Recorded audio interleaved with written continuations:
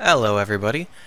I'm looking forward to the planets update. The big question for me is whether or not the gravity will pull down on all blocks depending on their mass, and if so, will we have to manually balance our ship? So I've been having a lot of fun with that idea, and I've been building a lot of VTOLs.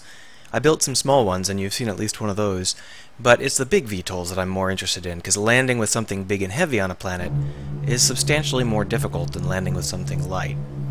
So this is a medium factory ship that is built specifically to land on planets, do whatever work needs to be done in terms of mining or refining or any of that stuff, and then returning back into space or hopping to another side of the planet. So it would be capable of handling a whole system of colonies, you know. Now this is a VTOL, and as you can see, it's got a bunch of engines. But rather than using any kind of velocity calculation, I am using merge blocks. The reason that I decided to not use the velocity calculations is because, especially at low speeds, the velocity is really unreliable. So these just merge in and then they immediately work. As you can see, it works fine. Now this is not built to mine asteroids. It's much too large to land safely on them, but we'll go ahead and give it a shot just for kicks.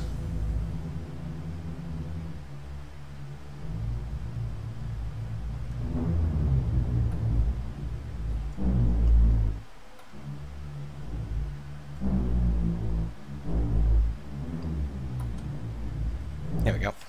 Good enough. So let me take you on a tour of this ship. First off, this ship is called the Brick Hopper, because that's how it moves. This is the command room. It's got a very good view. If this planet was flat, you'd be able to see mountains in the distance over there. It's got some AI. It's got some cryo containers if you need to put someone in sleep. Down here you've got your everyday ordinary reactor room. And over here you've got a medical bay and a little bit of a bed in case you need to do some immediate treatments. It's a pretty cramped little ship, but it does have a full set of amenities. 6 crew, some lockers, places to eat, a little bit of fun. This is the same view that we had from the command room. It's just a different floor, and there is the rest of our reactor room. Over here is the entertainment side. And I've got bathrooms. They're the same on both sides. I use my bathroom mod, so that's what they look like. Over here we have a direct door into engineering, and the reason that this is here is specifically so you can put in whatever upgrade modules you need to put in. All of the upgrade modules that I could have the space to actually put upgrade modules in, so you can customize it if you need to.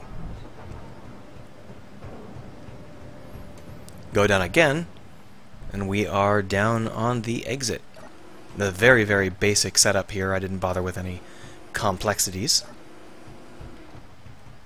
And this is the mining vessel, the Agate. This is a car that does all of the mining you'll need it to do. We'll go ahead and detach and roll away the arm. This mining vessel is something I worked on, and I actually really like it, so I'm going to show it to you. Let's go ahead and lower our ramp. I actually also really like this ramp, but it can only be used on flat surfaces. It's not adaptable to any kind of bumps or anything, but it is exactly even with the ground, and you can drive up and down it very easily because it's very smooth. Now, because of the way that gravity works or doesn't work just yet, we are going to have to do a little bit of preparation before I can show you the car. We're going to have to turn off the gravity in here, and we're going to have to add gravity here.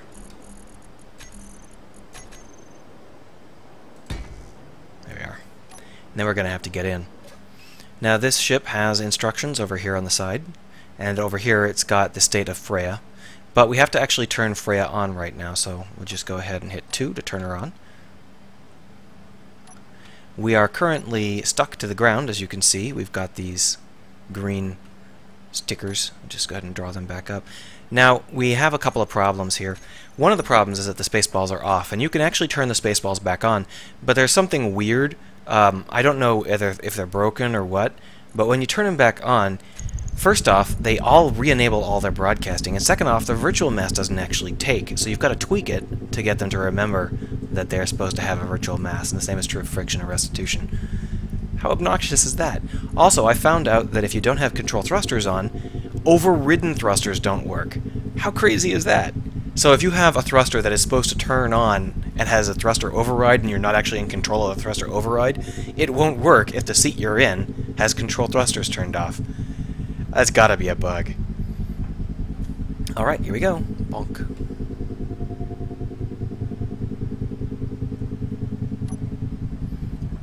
Let's go out and see what we can find.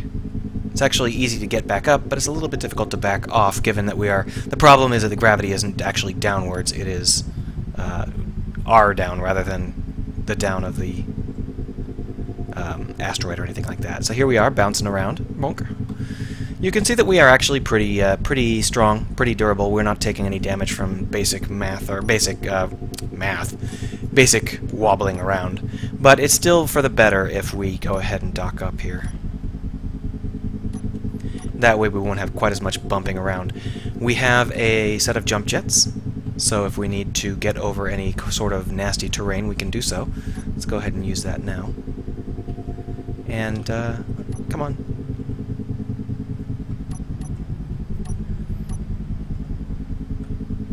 Let's go over there. I see some stuff that we can mine right over there.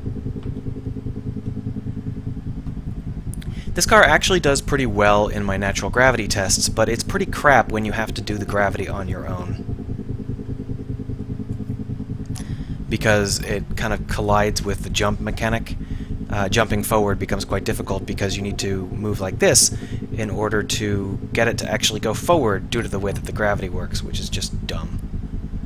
And as you can see, it's not really built for that, so we suffered some damage to our car. It does work better. I tried it out on that test planet that Wasted Space put up, and it works pretty well there.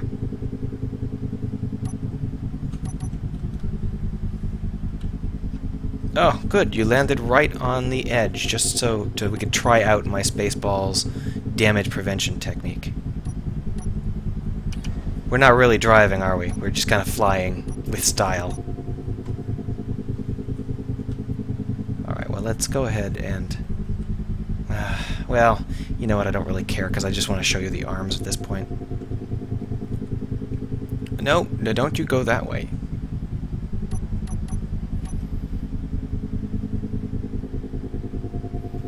God, it's so weird to have the gravity generator be down. That's just not how it should ever be. There, that's good. Let's lock ourselves in before we move any further. There we go. Locked in. So we suffered a little bit of damage because of the fact that this is not built to work on asteroids, and it's just really silly to try. But you can see that the undercarriage is just fine, and that's the part that would actually suffer damage on a planet. So let's go ahead and start our mining operation.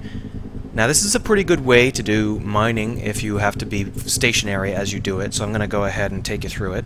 First off, we have to unlock the arms, because they're stapled to our roof right now. We're going to want to go ahead and turn on the flashy lights as well, because that's fun. Then what we want to do is turn on our drills and move our head like this. I call that the wrist joint, and that is what will allow us to control which way the drill is pointing at the end. This is our... there. This is our shoulder joint, and it allows us to actually determine what we want to do. So using the combination of these things, you can do a couple of... there we are. So for example, we can go like this, point it, say here, and then we can just do some extending. And we can drill way straight back, or straight down, or straight in any other direction. But the real advantage to this approach is that you can also do scraping. So as you can see,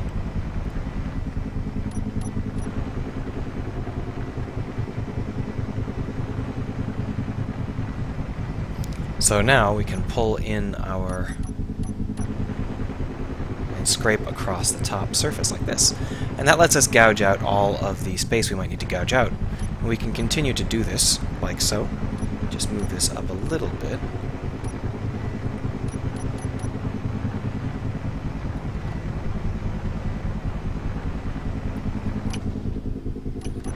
I accidentally turned it off. I was trying to turn the wrist and I turned off the drills. My bad. and then we can continue to scrape.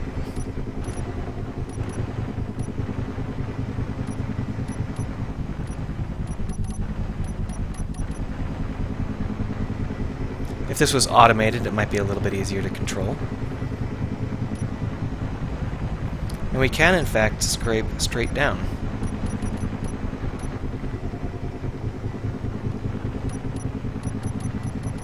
Oh, is that already? There we are.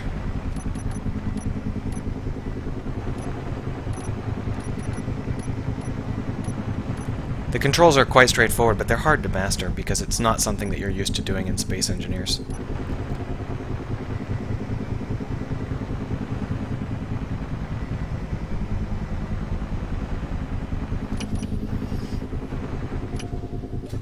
So let's go ahead and just take a look at the amount we drilled out from this one spot. If we go down in, you can see that we got quite a lot of iron. We've dug quite a hole here. For such a small vehicle, it can clear out quite a lot of space without doing very much work. Now I think we're going to see a proliferation of drill designs, and I think that we can probably create some programming blocks to control these drill heads a lot more aggressively without you needing to manually do that stuff. This is a pretty easy sweep pattern, so I'm thinking that you could program a programmable block to perform a full sweep without very much difficulty, and that's why there's an extra programmable block just kind of floating over there. But then you would pack up the ship, park it back on your station, mine all that stuff, and hop on to the next spot, build whatever you need to build, and all that jazz. So that's what I did this week. If you have any opinions, let me know. If you want to see this ship on the workshop, I can do that, but it is not very good at asteroids, and asteroids are what you get, so, you know.